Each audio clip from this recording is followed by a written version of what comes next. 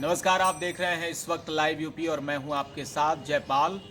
Mission 2021 Uttar Pradesh panchayat चुनाव शुरू हो चुका है और इस पर तमाम पार्टियां कमर कस चुकी हैं। जमीन पर और पंचायत में किस तरह से चुनावी माहौल बनाना है, इसको लेकर पार्टी का हर कार्यकर्ता लगातार यह रणनीति बनाने में जुटा हुआ है कि किस तरीके से गांव, गरीब और किसान तक पहुंचा जाए। लेकिन देश भर में किसानों का भी मुद्दा छाया हुआ है, इसको लेकर भी गर्मा गर्म बहस चल रही है। संसद भी गर्म है। उसके बाद हम लोगों से बात कर रहे हैं, चाहे वो प्रत्याशी हो या पार्टी का कार्यकर्ता। एक ऐसे ही भाजपा के मीडिया सह प्रभारी से हम बात कर रहे हैं चुनावी रणनीति पर। पंचायत चुनाव को लेकर पार्टी का क्या विजन है और भाजपा किस रणनीति से आगे बढ़ेगी, इसी को लेकर बातचीत करते हैं। सर, स्वागत है आपका लाइव यूपी पर। धन्यवाद। और आपका जो यह कार्यक्रम चल रहा है और गांव के बीच जा कर के और इस संदर्भ में जो आप चर्चा कर रहे हैं, बातें कर रहे हैं, उसके लिए आपको बहुत बहुत बधाई। सर, आप अपना एक बार परिचय दे दें हमारे दर्शकों के लिए, क्योंकि बहुत सारे लोग आपको तो जानते होंगे पर बहुत ऐसे होंगे जो नए होंगे, जो नहीं जान रहे होंगे। अरविंद मिश्रा, जिला मीडिया सह प्रभारी, भारतीय जनता पार्टी, वाराणसी। भारतीय जनता पार्टी का विज़न पंचायत चुनाव को लेकर क्या है? देखिए, देश की सबसे बड़ी संसद एक तरह से कहा जाए तो गाँव की संसद। गाँव से ही जो लोकतंत्र की नींव है हमारे देश की, वो नींव की शुरुआत गांव से होती है। और आप जब गांव की संसद मजबूत रहेगी हर क्षेत्र में, हर कार्य में, और पारदर्शी रहेगी, तो निश्चित तौर पर इसका असर आगे पड़ेगा, सबके लिए पड़ेगा, हर क्षेत्र में पड़ेगा। वो गांव की संसद जब पारदर्शी होगी, वहाँ सब कुछ, वहाँ विकास होगा, ज़मीनी स्तर पर सब कुछ, जहाँ हमारे देश की नींव है, हमारे देश की रीढ़ है, जो हमारे किसान हैं, जो हमारी मिट्टी है, जो हमारी खेती है, फसलें हैं, ये सब मजबूत होंगी तो निश्चित तौर पर हमारा लोकतंत्र मजबूत होगा, हमारा देश मजबूत होगा। लेकिन 2017 में और 2019 में जो 2 बार इलेक्शन, विधानसभा और लोकसभा का इलेक्शन हुआ, उसमें बात यही हुई कि गांव, गरीब, गुरबों को ये उनके जो विकास कार्य हैं उसमें उनको आगे बढ़ाने की बात की गई। अभी कार्यकाल काफ़ी बीत चुका है सरकारों का, चाहे उत्तर प्रदेश सरकार की बात करें या केंद्र सरकार की बात करें। गांव में आपको लगता है कि वो स्थिति है, बन रही है हवा की सरकार के समर्थन में लोग हैं, या पंचायत चुनाव को आप लोग सरकार के उस विजन को कैसे लेके जा रहे हैं, लोगों तक कैसे पहुँचा रहे हैं? देखिए, पहले तो गांव में जो गांव के विकास की बात है, हमारा फोकस 2014 में जब हमारे यशस्वी प्रधानमंत्री नरेंद्र मोदी जी पहली बार शपथ लिए, देश की बागडोर संभाले, तो उनका पहला लक्ष्य था कि किसान, गांव, गरीब, इसको आगे बढ़ाना, इनको आगे करना, क्योंकि ये मजबूत होंगे तो हमारा देश मजबूत होगा, क्योंकि हमारा देश कृषि प्रधान देश है। और सबसे बड़ी बात यह है कि उस समय भी हमारे यशस्वी प्रधानमंत्री नरेंद्र मोदी जी ने किसानों की आय दुगनी करने के लिए उसी समय बीड़ा उठाया था, और उसको ध्यान में रखते हुए उन्होंने तमाम ऐसी योजनाएं चलाई जो कि किसानों तक उनके फसल उत्पादन को लेकर के, उनको जो कृषि यंत्र से लेकर के है, बीज से लेकर के है, खाद से लेकर के है, पानी से लेकर के, सब सिंचाई सुविधाओं, सब को लेकर के एक पूरा खाका बना, एक योजना बनी, और उस योजना को ज़मीनी रूप पर देने का कार्य स्थानीय प्रशासन कर रहा, स्थानीय जो प्रभारी रहे, जो पार्टी के लोग रहे, उन लोगों का काम रहा, और आज पहुंचा है। आप देखिए कि त्राही त्राही हो जाती थी जब गांव में सिंचाई को लेकर के बिजली, पहले हमको याद है, पहले 2 घंटे के लिए बिजली आती थी, 3 घंटे के लिए आती थी, या 6 घंटे दिन में आती थी, फिर 6 घंटे रात में आती थी, या एक दिन पर आती थी, अल्टरनेट 6 घंटे, 3 घंटे ऐसे करके। किसान जिनका दूर खेत था, वो सिंचाई के लिए फिर भागते थे दौड़ते हुए कि बिजली आ गई, चलो जल्दी से चला लो हम पंपिंग सेट और ट्यूबवेल, और हमारे खेतों की सिंचाई हो जाए। आज की डेट में वो भागना नहीं पड़ रहा। आज की डेट में गांव में 18 घंटे बिजली देने के लिए हमारी सरकार प्रतिबद्ध है और दे रही है। आज की डेट में आप कहीं आंदोलन, धरना, प्रदर्शन किसानों का नहीं हो रहा है बिजली को लेकर, क्योंकि हम शहरों में 24 घंटे बिजली दे रहे हैं और गाँव में 18 घंटे बिजली हर तहसील पर सुनिश्चित है। तो आज किसानों को, जब एक समय था बिजली उत्पादन वैसे ही होता था, अभी उत्पादन भी बढ़ा है। उस उत्पादन के सापेक्ष हम गाँव को जब बिजली देंगे, उनको वो सिंचाई सुविधा देंगे, वो उनको खाद पानी बिजली सब चीज़ें उनको उपलब्ध कराएंगे, तो हमारा किसान खुशहाल होगा। और इस विज़न को लेकर के हम गाँव जा रहे हैं। हम अब ये देखिए कि आपने कहा ना कि किस विज़न को लेकर के आप जाएंगे। हमने जो 2014 से लेकर के आमूल-चूल परिवर्तन किया है, किसानों के उनके विकास को लेकर के, उनके फसलों के उत्पादन क्षमता को लेकर के, इन सब में जो हमने प्रयास किया है, जो हमने काम किया है, उसको लेकर के हम जा रहे हैं। हम जाएंगे कि जो हमारी तमाम योजनाएं हैं किसानों को लेकर के। आप बिजली को लेकर थोड़ा दावा कर रहे थे, तो हम जब बिजली के बारे में किसानों से बात करें गाँव में, उनका ये कहना है कि जो प्राइवेट कंपनियां हैं वो ऐसे मीटर लगा रही हैं कि बिना उपयोग के ही वो लाखों रुपए के बिल कट के उनके घर पहुंच जा रहा है। तो इस तरह की जो स्थिति है कि एक तरफ प्राइवेट कंपनियां जो किसानों को तंग कर रही हैं बिजली बिल के नाम पर, और आपका जो वादा है कि हम घर घर बिजली पहुंचा दें, इन दोनों में कॉन्ट्रडिक्शन लग रहा है। तो पंचायत चुनाव में जब आप जाएंगे तो आपको लगता नहीं कि गाँव के लोगों के सामने आपका उनका जो ये सवाल होगा उसमें थोड़ा सा दिक्कत होगी? इसमें कहीं कोई दिक्कत नहीं है। इस तरह की बातें आई थी कुछ दिनों पूर्व कि जो मीटर में गड़बड़ी रहा या इस तरह की कोई प्रॉब्लम आई थी, उसका समाधान निकाल लिया गया है। और ये सब जगह नहीं हुआ है, ये सब जगह नहीं हुआ है। कहीं कहीं ये शिकायतें आई, जहाँ कहीं ना कहीं कोई प्रॉब्लम रही तो उसका समाधान किया जा रहा है। अच्छा, रह गई बात कि इस पर ऊपर से यानी राज्य स्तर से इसको जांच के आदेश दिए गए हैं कि किस तरह से अगर ये कोई गड़बड़ी हो रही है, स्थानीय स्तर पर गड़बड़ी हो रही है या कंपनी की तरफ से गड़बड़ी हो रही है, तो उस पर तत्काल कार्रवाई करें और उनके साथ न्याय होगा। ऐसा नहीं है कि उनके यहाँ बिजली का बिल लाख रुपया भेज दिया गया है तो लाख रुपया होगा, उस पर जांच होगी, उस पर कार्रवाई होगी। लेकिन ये सब यहाँ नहीं हुआ है, कहीं ना कहीं कोई प्रॉब्लम आई है, कोई गड़बड़ी हुई है वो कंपनियों पर, तो उस पर कार्रवाई होगी। सरकार पूर्ण रूप से इस मामले में किसानों के साथ है, उनके साथ किसी भी तरह का कोई प्रॉब्लम नहीं हो सकती है उनकी सुविधा। अब जो है भाजपा एक ऐलान कर चुकी है कि जो जिला पंचायत का चुनाव होगा वो पार्टी के सिंबल पर लड़ा जाएगा। अब धीरे धीरे इस चुनाव को भी राष्ट्रीय चुनाव बनाने की कोशिश हो रही है। अब आपको ऐसा नहीं लगता कि जो इंडिपेंडेंट कैंडिडेट लड़ना चाहते थे, जो गांव स्तर की राजनीति करते थे, वो राष्ट्रीय स्तर में कई स्थानीय मुद्दे गौण न हो, वो मुद्दे गायब न हो जाए? नाली, खड़ंजा, विकास, स्कूल, प्राथमिक विद्यालय, महिलाओं का सशक्तिकरण, ये सब मुद्दे राष्ट्रीय मुद्दों के आगे टिक पाएंगे, आपको लगता है? हमारी पार्टी का राष्ट्रीय मुद्दा आप समझ सकते हैं कि हमारी पार्टी ज़मीनी स्तर वाला भी मुद्दा हम राष्ट्रीय में रखते हैं। हम वो खड़ंजा, बिजली, पानी, जो मूलभूत सुविधाएं हैं, महिला सशक्तिकरण की बात आप की, तो हमारी पार्टी के अलावा और किसी पार्टी ने इस तरह का कार्य ही नहीं किया। सबसे बड़ा ये एक नारा लगाया था, बेटी पढ़ाओ बेटी बचाओ, ये हमारे यशस्वी प्रधानमंत्री जी का नारा रहा। और आज उस नारे और महिला सशक्तिकरण को लेकर के भारतीय जनता पार्टी जो कार्य कर रही है वो पूरे देश में दिख रहा है।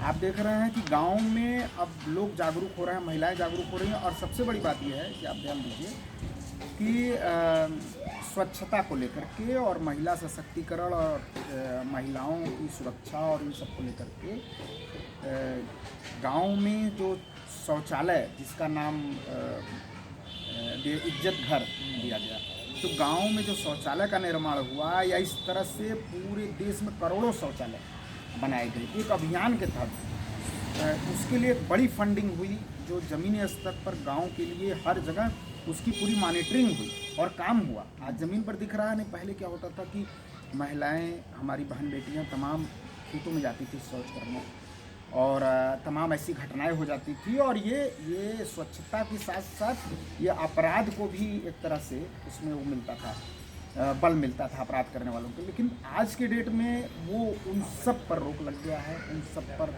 हमने एक नया समाधान दिया उसके लिए, और उस पर आज हम पूरी दुनिया में उस मिशन को लेकर के सबसे आगे हैं। एक चिंता है, जो भी कैंडिडेट चुनाव लड़ने जा रहे हैं उनके बीच एक चिंता है कि अगर इस तरह से पार्टियां इस चुनाव में दखल देती हैं तो खर्चा बढ़ जाएगा, यानी पैसे का जो प्रचार का एक तरीका है वो बदलेगा, पैसा झोंका जाएगा।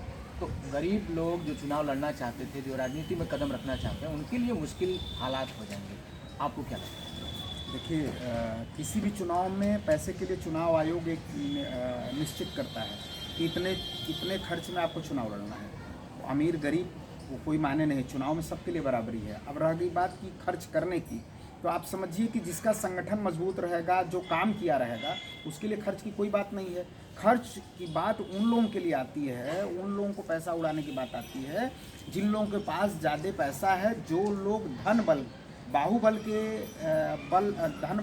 के जरिए जो इस जो सबसे न्यू वाली पंचायत है, इस चुनाव को धन बल बाहुबल के बूते पर जीतना चाहते हैं, उनके लिए वो समस्या है कि वो अधिक से अधिक पैसा खर्च करके जीतना चाहते हैं। वो ये प्रचार करते हैं कि हम कैसे लड़ेंगे, क्या करेंगे, जबकि जिनके पास संगठन है, जो काम किया है, हमारी पार्टी के पास संगठन है। हमारे यहाँ बूथ स्तर तक लोग काम कर रहे हैं। आज के समय में इस पंचायत चुनाव को लेकर के हमारा शीर्ष नेतृत्व से लेकर के स्थानीय नेतृत्व तक बूथ पर मीटिंग कर रहा है, ब्लॉक पर मीटिंग कर रहा है, सेक्टर में मीटिंग कर रहा है। हमारे ज़िले के प्रभारी सलील बिश्नोई जी अभी हाल ही में आए हैं और वो लगातार पंचायत चुनाव को लेकर के मीटिंग कर रहे हैं। जिला और महानगर सभी स्तर पर ये मीटिंग चल रही है, बातें हो रही है, हम बूथ स्तर तक काम कर रहे हैं। हम उन लाभार्थियों को लेकर के चुनाव लड़ रहे हैं जिनको हमारी केंद्र सरकार ने, हमारी राज्य सरकार ने जिनको ये सुविधाएं दी, जो सरकार की योजनाओं, उनको उज्ज्वला योजना की सुविधाएं, उनको पेंशन योजना की सुविधाएं, किसान जो सम्मान निधि है उसकी योजनाओं की सुविधाएं, जो उनको बैंकिंग सेक्टर में जो उनको लाभ मिला है, एफपीओ बनाने के लिए, जो किसान संगठन समूह बनाने के लिए उसकी सुविधाएं, हम इन चीज़ों पर उनको बिजली, खाद, पानी, हम उनको जो पंचायतों में जो उनके अधिक से अधिक अधिकार, जब से हमारे यशस्वी प्रधानमंत्री नरेंद्र मोदी जी आए तब से गांव को सबसे ज़्यादा अधिकार मिला। इसके पहले गांव का अधिकार बहुत सीमित था और आज की डेट में गांव को जो सबसे बड़ी पंचायत हम मानते हैं, सबसे बड़ा सदन मानते हैं, गांव का सदन, जहां से हमारे संसद तक लोग पहुंचते हैं, वहीं से शुरुआत होती है, उसको सबसे बड़ा अधिकार दिया गया। ठीक है जी। तो एक सवाल ये है कि अभी प्रत्याशियों का चयन पार्टी किस आधार पर करेगी? इसी के ऊपर भी दांव लगाया जाएगा या बैकग्राउंड देखा जाएगा कि कौन है जो संगठन में लगातार जमीनी स्तर पर काम कर रहा है, या वो देखा जाएगा कि जनता में किसकी पकड़ ज़्यादा है? हमारे यहाँ यह निर्णय संगठन के नेतृत्व के लोग करते हैं, पहली बात। दूसरी बात यह कि हमारे यहाँ सब कुछ बड़ा पारदर्शी है। जो संगठन में हमारे यहाँ तो जो भारतीय जनता पार्टी का बूथ का कार्यकर्ता रहेगा उसको भी एमएलसी बना दिया जाता है। ये एक बड़ा उदाहरण है हमारे यहाँ पारदर्शिता का। यहाँ कोई बड़ा छोटा नहीं है, यहाँ सबसे बड़ा हमारा कार्यकर्ता है जो हमारी पार्टी के लिए, जो जनता के लिए काम कर रहा है वो। तो यहाँ चयन की प्रक्रिया बड़ी पारदर्शी है। यहाँ इस पर बात करने का कोई औचित्य भी नहीं है, इसलिए कि हमारे यहाँ सब कुछ पारदर्शी है। हमारे यहाँ एक कार्यकर्ता को एमएलसी बनाया जाता है, सीधे राज्यसभा भेजा जाता है, कार्यकर्ता को सीधे किसी भी पद पर। मतलब आप ये कह रहे हैं कि संगठन के प्रति भी वफादार रहना जरूरी है? बिल्कुल। हमारे यहाँ जो संगठन जो काम कर रहा है, जो संगठन के लिए काम कर रहा है, उसके लिए हमारी पार्टी से सिंबल दिया जाएगा तो निश्चित तौर पर उसको संगठन। तो क्या पंचायत चुनाव में ये माना जाए कि जो तमाम पार्टी के बड़े पदाधिकारी हैं वो भी प्रचार करने आ सकते हैं? क्योंकि अक्सर देखा जा रहा है कि निकाय चुनाव को भी पार्टी बहुत सीरियसली ले रही है, जिससे बाकी जो विपक्षी पार्टियां हैं उनमें दहशत की स्थिति है। जी, हमारे यहाँ तो देखिए किसी भी चुनाव को लेकर आपने ध्यान दिया होगा कि हमारे पूर्व राष्ट्रीय अध्यक्ष अमित शाह जी जब 2014 वाला चुनाव हुआ है उसके बाद तुरंत विधानसभा चुनाव की तैयारी शुरू कर दी। तुरंत दूसरे दिन से ही, उसी रात से जब हमें रिजल्ट आया 2014 का, उसके बाद से विधानसभा चुनाव में हम लोग जीत हासिल किए। उसके बाद से लगातार, तो हमारे यहाँ घर बैठने वाला स्थिति नहीं रहता। हर कार्यकर्ता एकदम जुझारूपन पूरे तेवर के साथ हमारे यहाँ शीर्ष नेतृत्व, इस पंचायत के चुनाव में भी शीर्ष नेतृत्व की नज़र रहती है और प्रदेश से लेकर के राष्ट्रीय नेतृत्व तक इसमें शामिल होगा और चुनाव प्रचार में वो लगा रहेगा। तो इसीलिए विपक्षी तंज करते हैं कि भाजपा जो है वो 24/7 इलेक्शन मोड में रहती है। बिल्कुल। हमारे यहाँ संगठन का काम और जनता की सेवा का काम 24/7 चलता है। तो अब इससे जो लोग काम नहीं करते, जो लोग राजनीतिक रूप से बेरोजगार हो चुके हैं, तो उन राजनीतिक बेरोजगारों के लिए ये एक सीख है कि वो भी कुछ करें, कुछ जनता के लिए करें, कुछ संगठन के लिए करें। अच्छा, ये बताइए, आप चाय की अड़ी डिजिटल रूप से चलाने के लिए भी मशहूर हुए हैं, प्रधानमंत्री ने आपका नाम भी लिया था, तो वो अड़ी आप कैसे चला रहे हैं और कैसे आपने शुरुआत की कि इसको वर्चुअली शुरू की जाए, क्योंकि काशी की परंपरा रही है कि वो जाकर फिजिकली जब तक बातचीत नहीं करते हैं, एक दूसरे पर गर्मा गर्म बहस नहीं करते हैं, तब तक लोगों को चैन नहीं आता। दरअसल जब ये वैश्विक महामारी कोरोना आई तो उस समय लॉकडाउन लगा, सब लोग अपने अपने घरों में कैद हो गए। उससे पहले तक तो तमाम बनारस में अड़ियाँ लगती थी, चाय की अड़ियाँ, जहाँ जैसे गोविंद सरदार की अड़ी कमच्छा पर, पप्पू की अड़ी 80 पर और पल्लू की अड़ी सोनारपुरा में, इस तरह से तमाम अड़ियाँ लगती थी।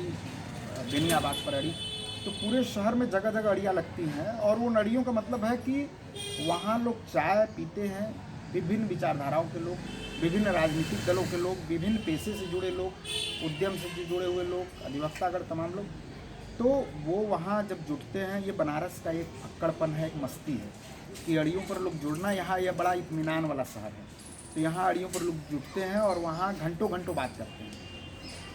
तो वो जब लॉकडाउन लगा, कोरोना आया, तो उस समय सब लोगों का बात करना बंद हो गया, सब लोग अपने अपने घरों में कैद हो गए। हम भी उन अड़ियों पर बैठते थे, हमको भी लगा कि तो बड़ा परेशानी वाला दिन आ गया। हम लोग रोज़ बात करते थे, लोग मस्ती करते थे, चर्चा करते थे, काशी से लेकर अमेरिका तक की बहस होती थी, उस पर लड़ाई झगड़ा होता था, लेकिन वैचारिक रूप से लड़ाई झगड़ा।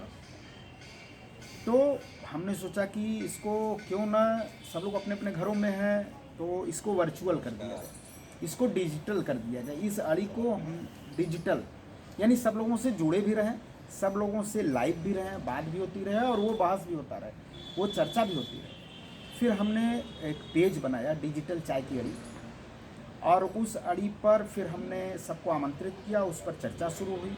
हमने सबसे पहले जो राज्य सरकार, हमारे लोकप्रिय मुख्यमंत्री योगी आदित्यनाथ जी जो द्वारा जो कोरोना काल में जो कम्युनिटी सेंटर बनाए गए, जो पैदल दूसरे प्रवासी आ रहे थे उनकी सेवा के लिए, जो जांच के लिए जो उनको खाना उपलब्ध कराया जा रहा था संगठन की तरफ से, ये जो सारी सुविधाएं, दवा, सब सुविधाओं पर मैंने चर्चा करनी शुरू की। और फिर उस पर देखिए, विपक्ष के पास कोई काम तो है नहीं, उस समय विपक्ष अपने कमरे में कैद हो गया था, वो बाहर नहीं निकला था, जबकि सरकार और संगठन के लोग, भाजपा के लोग सड़क पर निकल करके लॉकडाउन में अनुमति लेकर के स्थानीय प्रशासन के सहयोग से लोगों को खाना देना, उनको चप्पल जूता देना, पहनाना, उनको कपड़े उपलब्ध कराना, उनको पानी देना, सारी सुविधाएं, और सरकार की तरफ से चिकित्सीय सुविधाएं हो रही थी।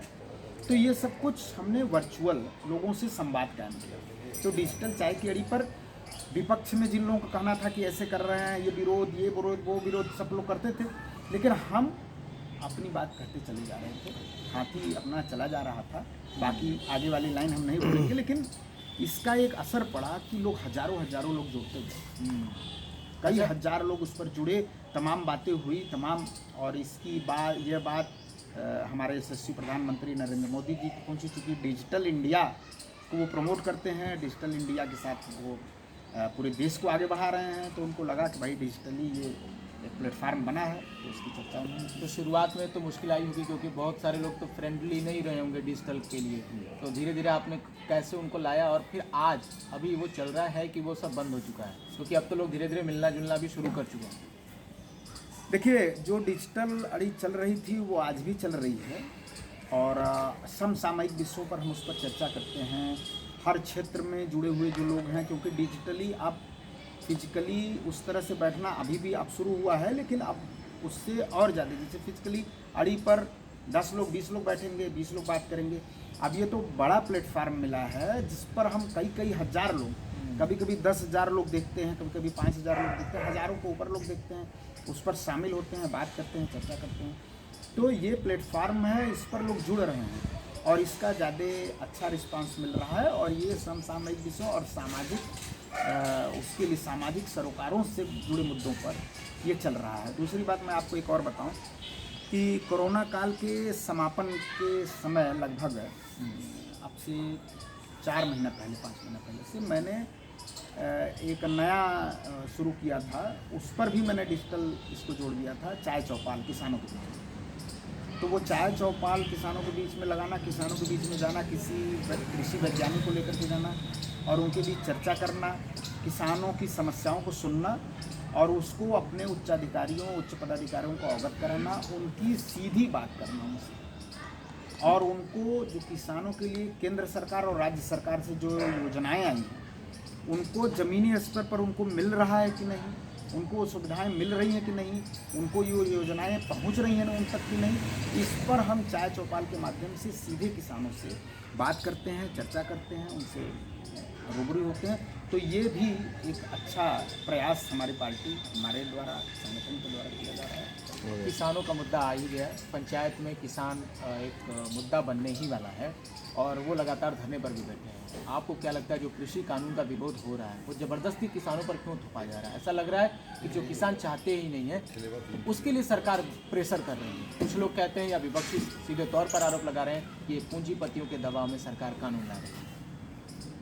पहले तो आपने जो कहा कि ये किसानों पर बिल थोपा जा रहा है, पूरी एक्सपर्ट कमेटी बहुत दिनों की तैयारी के बाद और यह बिल लागू किया गया है। एक चीज़ इसमें सब कुछ जोड़ करके, सब पर चर्चा करके, सब पर बात करके यह बिल लागू किया गया है। दूसरी बात ये कि 2014 से ही हमारे यशस्वी प्रधानमंत्री नरेंद्र मोदी जी कृत संकल्पित रहे कि हम किसानों की आय दोगुनी करेंगे। इसको करने के लिए हमको जो योजनाएं लानी पड़ेगी हम लाएंगे।